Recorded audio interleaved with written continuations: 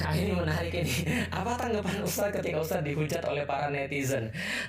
Teman-teman sekalian, saya sudah pernah bahas berkali-kali dalam urusan dakwah, dan termasuk bagaimana cara menanggapi orang-orang yang membuli atau orang-orang yang nggak suka atau orang-orang yang mempunyai tanggapan-tanggapan negatif. Jadi gini teman-teman sekalian, pertama-tama harus dipahami, ini kalaupun Anda tidak beragama ya, kalaupun Anda tidak beragama, ini harus dipahami bahwa selama Anda hidup, Anda tidak akan mungkin membuat orang suka pada Anda. Semuanya itu nggak mungkin. Maka kita kenal bahwa kalau seandainya kita menginginkan semua orang suka dengan kita, itu adalah sebuah harapan yang tidak akan mungkin terjadi. Deal with it. Maka itu harapan yang nggak akan mungkin terjadi. Anda jadi orang baik akan diomongin sama orang jahat. Anda jadi orang jahat, Anda akan diomongin oleh orang baik. Anda sekalian jadi orang jahat dan orang baik dan orang jahat ngomongin Anda. Tidak akan pernah ada kata sepakat.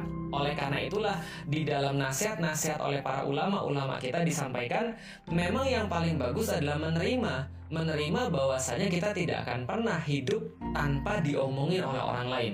Setiap kata-kata kita itu pasti punya konsekuensi. Pasti akan ada yang suka, pro kontra akan selalu ada. Sebaik-baik Anda pasti akan ada hatersnya. Sejahat-jahat Anda pasti ada loversnya. Kalau misalnya bahasa pepatahnya, segemuk-gemuk ikan pasti ada tulangnya, sekurus-kurus ikan pasti ada dagingnya. Maka ambillah ikan yang besar. Jadi intinya adalah ini perspektif dulu ya. Walaupun Anda bukan seorang muslim, walaupun Anda bukan seorang yang beragama, perspektifnya adalah kita tidak mungkin selamat dari lisan orang lain. Itu adalah faktanya, tidak mungkin selamat. Maka deal with it. Jangankan manusia, Rasulullah aja diomongin orang. Jangankan manusia, Allah aja diomongin orang. Berarti Ustadz menyamakan dengan Allah dan Rasul? Bukan. Saya tidak sama dengan mereka, dengan Rasulullah. Saya tidak menyetarakan diri dengan Rasulullah. Ya jauh lah, kita semua sudah tahu itu. Tapi maksudnya adalah kalau Allah dan Rasul aja diomongin orang, dicerca orang, dimaki orang, apalagi cuma Felix Xiao yang nggak ada apa-apanya. Nah artinya ini adalah perspektif yang harus kita ketahui, bahwa kita tidak akan pernah mungkin untuk mencapai ridho orang. Itu kalau kita nggak beragama. Oke, kalau kita nggak beragama juga, kita harus ketahui bahwa omongan orang itu tidak pernah mengartikan tentang diri kita. Jadi kalau ada orang bilang semangka lu, kurma, apalagi semangka tanpa biji, apalagi misalnya jambu merah, apalagi misalnya kurma kadaluarsa dan segala macam, ya apalah yang bisa dikatakan oleh orang ya, itu tidak pernah mengartikan diri kita. Itu adalah soal yang harus dijawab. Bayangkan Anda punya kertas ujian itu ngasih Anda soal-soal, dan soal itu tidak pernah tentang Anda. Soal itu menandakan siapa yang buat. Maka kualitas guru itu tergantung soal-soal yang dia buat. Paham ya?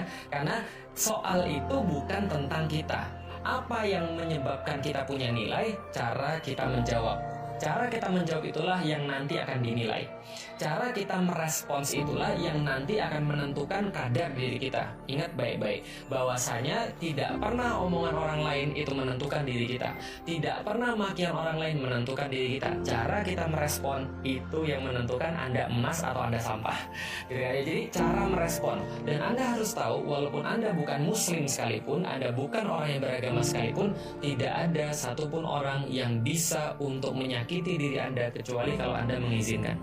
Artinya, Anda yang pegang kendali dalam diri Anda, bukan orang lain. Yang mereka ingin lakukan adalah merusak kendali Anda atas diri Anda. Makanya zaman dulu, kalau seandainya saya pas belum muslim, masih di kelas, itu kan suka menghina orang lain. Dan bagaimana cara menghina orang lain? Biasanya kita akan hina nama bapaknya, gitu kan ya. Dan dari mana kita tahu nama bapaknya? Kita lihat di raportnya, ketika bagi raport, gitu kan ya. Ketika bagi raport, sengaja langsung kita ambil, oh bapaknya namanya ini. Misalnya contoh, bapak saya namanya Iwan. Oh Iwan. Saya juga bingung ya, kenapa waktu dulu nama bapak kita disebut kita jadi marah ya? Padahal kan gak usah marah kan, gak apa-apa. Nah, oh Iwan, saya tiba-tiba jadi marah. Ketika saya marah, itu teman-teman saya senang semua. Kenapa? Gue berhasil, gitu kan ya. Setan di dalamnya berteriak, dia kehilangan kontrol atas diri dia. Kita berhasil bro, gitu kan ya. Kita akan lanjutkan pola yang sama.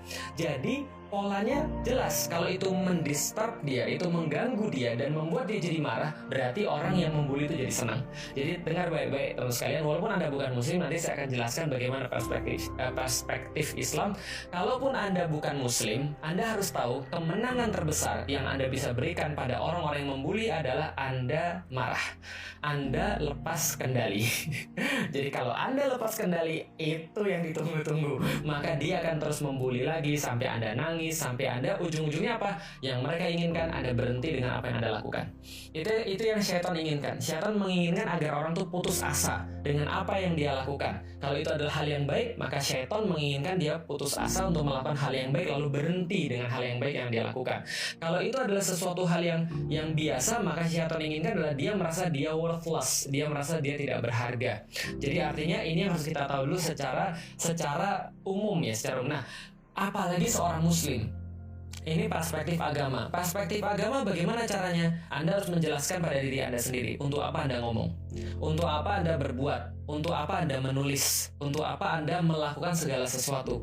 Kalau seandainya Anda melakukan itu karena Allah semata, Anda sudah tegaskan, lillahi. Sekarang saya tanya, apa alasan Antum untuk marah? Apa alasan Antum untuk merasa sedih? Apa alasan Antum untuk merasa stres? Secara manusiawi iya, karena Rasulullah juga sama. Ketika Rasulullah dimaki, Rasulullah dicaci, Rasulullah dipersekusi, Rasulullah merasa sedih, iya secara manusiawi. Artinya beliau mengadu kepada Allah, tapi tidak sampai depresi, tapi tidak sampai kemudian memaki balik, tapi tidak sampai kemudian meninggalkan dakwah. Kenapa? Karena Rasulullah mengajarkan kepada kita bahwa segala sesuatu yang kita lakukan adalah karena Allah. Dan kalau yang kita lakukan karena Allah, dan kalau ada orang yang kemudian gak suka, yang penting kita pastikan itu adalah kebaikan, itu tambahan pahala. Gitu kan, itu tambahan pahala. Maka kayak kemarin misalnya, ini sedikit pribadi ya, dan ini sedikit guyonan, jangan dianggap terlalu serius lah, saya cuma guyonan dikit. Kemarin ketika ada banyak yang membuli, ketika ada saya ngisi di rumah di kantor salah satu seorang artis, kemudian banyak fitnah, banyak tuduhan dan segala macamnya. Sakit nggak? Ya sakit lah, namanya manusia. Sedih nggak? Ya sedih lah, namanya manusia. Tapi saya nggak biarkan sedih dan sakit itu menguasai saya, tapi saya alirkan dengan hal-hal yang lain. Gimana? Nulis gitu kan ya, bikin video, kita akan buktikan siapa yang punya karya kan gitu kan ya. Lalu kemudian apa lagi yang saya lakukan? Saya cerita sama istri saya begini, Dek, kalau begini terus ini saya punya chance masuk surga ini. Gitu kan ya. Itu guyonan ya, jangan diartikan serius. Oh nanti Felixio pemegang kunci surga, Felixio kayaknya sudah memastikan dirinya masuk surga. Enggak, saya bilang sama istri saya, tanya sama Ummu Alila, saya bilang gini, Dek, kayaknya saya punya chance masuk surga kalau gini terus. Kenapa? Saya nggak yakin, saya bilang sama istri saya, dengan amal ibadah saya. Nggak yakin saya, benar-benar saya nggak yakin. Mesti amal ibadah saya itu banyak cacatnya, banyak celahnya. Tapi kalau gini terus, ini kayaknya saya merasa punya chance masuk ke surga. Kenapa? Kayaknya saya bukan masuk surga karena amal ibadah saya, tapi gara-gara dosa saya diambil sama orang lain gitu kan. Ini chance yang luar biasa gitu kan ya. Artinya ini adalah perspektif seorang muslim. Nah, perspektif yang lain daripada seorang muslim. Suatu waktu Rasulullah Shallallahu Alaihi Wasallam itu sedang berada di keramaian, dan ketika beliau duduk itu bersama Abu Bakar, maka datanglah orang mencaci maki beliau. Coba, ini orang luar biasa, datang caci maki, datang ngomong jorok dan segala macamnya. Rasulullah diam di situ, di sebelahnya Abu Bakar sudah mulai panas.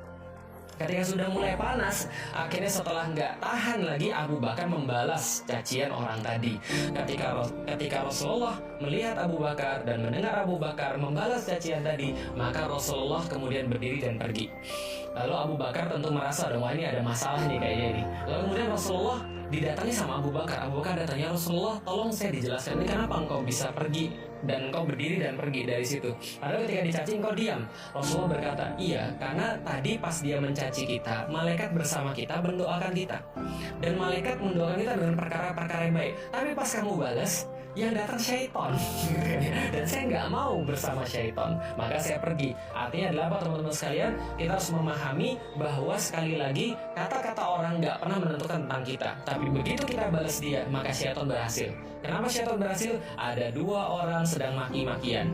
Ada dua orang yang sedang mengumpulkan keburukan demi keburukan. Walaupun yang kita katakan benar tentang saudara kita, dan kita balas dengan sesuatu yang lebih buruk daripada apa yang dia sampaikan, atau minimal sama buruknya, berarti kita sudah menghilangkan kesempatan kita untuk mendapatkan kebaikan daripada Allah Subhanahu wa Ta'ala. Maka dari sudut pandang Islam begitu. Maka kemudian saya selalu mengutip daripada seorang ulama yang menyampaikan, balasan terbaik bagi orang-orang yang membuli, balasan terbaik bagi orang-orang yang menuduh, atau balasan terbaik bagi orang-orang yang memfitnah. Apa balasan terbaiknya? Ya kita tinggal bilang aja, ya semoga saja kalau engkau benar, mudah-mudahan Allah mengampuni saya. Tapi kalau engkau salah, mudah-mudahan Allah mengampuni kamu.